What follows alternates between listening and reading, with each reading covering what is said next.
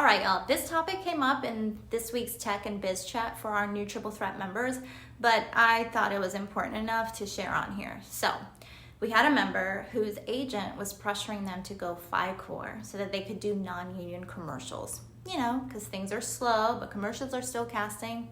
Now look, an individual's reason to go FI-Core is your business and should be a personal decision. However, if you have a rep who is pushing you to go FI-Core or discouraging you from joining the union because then you won't be able to do non-union commercials, well, I have an issue with that because I think that it preys on a power dynamic that many actors bring into their agent relationship, where we don't want to make our agents upset or else we think that they're going to drop us, which means that then we very easily abandon our power and agency as artists and hand it over to someone who in 6 months could drop you from their roster if they wanted to. Plus, it exploits our inherent scarcity mentality while devaluing our worth in this industry. And listen, I know that getting a $5,000 buyout for a non-union commercial feels like a big payday, especially in this current landscape. But y'all, we used to be able to make up to 6 figures in residuals from a national union commercial. We didn't have to worry about day jobs. We could be full-time actors and pursue theatrical work while sustaining our livelihood with commercial work. Unfortunately, that is no longer the case for a million reasons, which I don't think is worth discussing or placing blame because we're here now.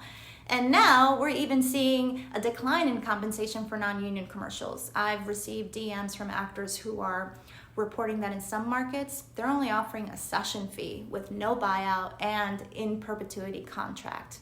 So I think it's time that we really think about what we are giving up in the long term when we accept these non-union contract terms as artists. And first, let me say that a rep who's pushing you to do non-union work as a union actor might not have the same vision for your career as you do. They are interested in making a quick buck off of you and not the long-term investment of building a career with you. So is acting your hobby or is it your career? Because if your vision or goal is to make a living as a full-time actor, that life exists on this side of the union. The healthcare, the contributions to your pension, the protections from being exploited on set, the compensation and residuals, the collective bargaining power, all of that support comes with being a union member. And I get that many of you are disillusioned by the union right now, but this moment is your call to get engaged and turn it around because guess what? We are the union. Now, do I think that there's something inherently wrong with non-union commercials? No, not entirely. I think they're great for smaller mom and pop companies or even some regional chains who might not be able to invest much money into their marketing budget as they grow their businesses. But that's not what's cratering the industry. Right now, we have a capitalism issue because huge corporations who absolutely have the budget for advertising are choosing to cut costs and do non-union commercials while exploiting a talent pool who is eager to work.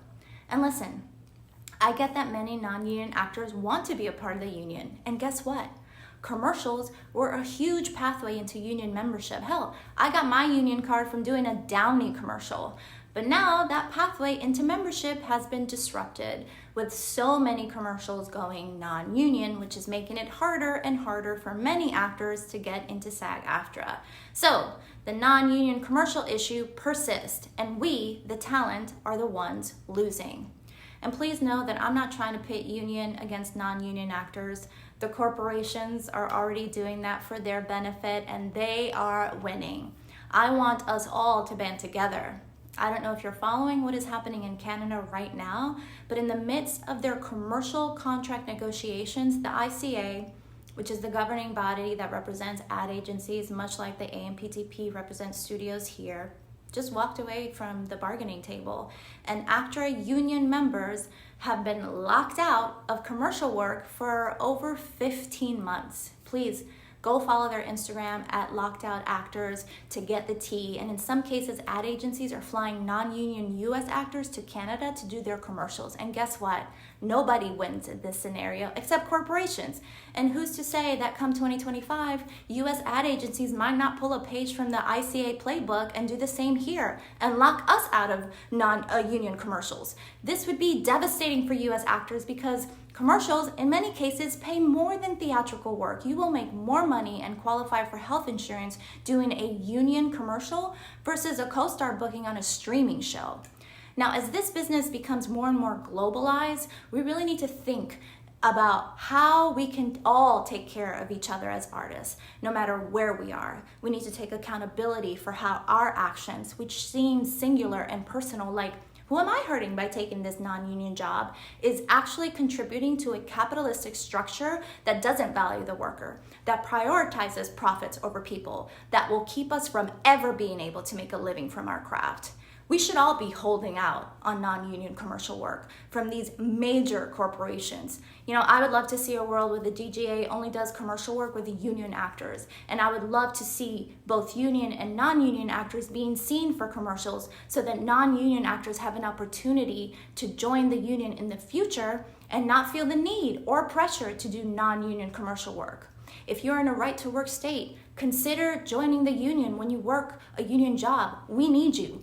In the meantime, take care of yourself. Read your contracts. Don't sign away your likeness in perpetuity. Don't be afraid to say no and set a boundary with an agent. This is your business. If you're a union actor, please stop working off the card. Report these jobs and get them to go union. And finally, get engaged and informed for 2025 because we are going to have another fight on our hands. And I, for one, am going to be closely following what is happening in Canada. Love y'all.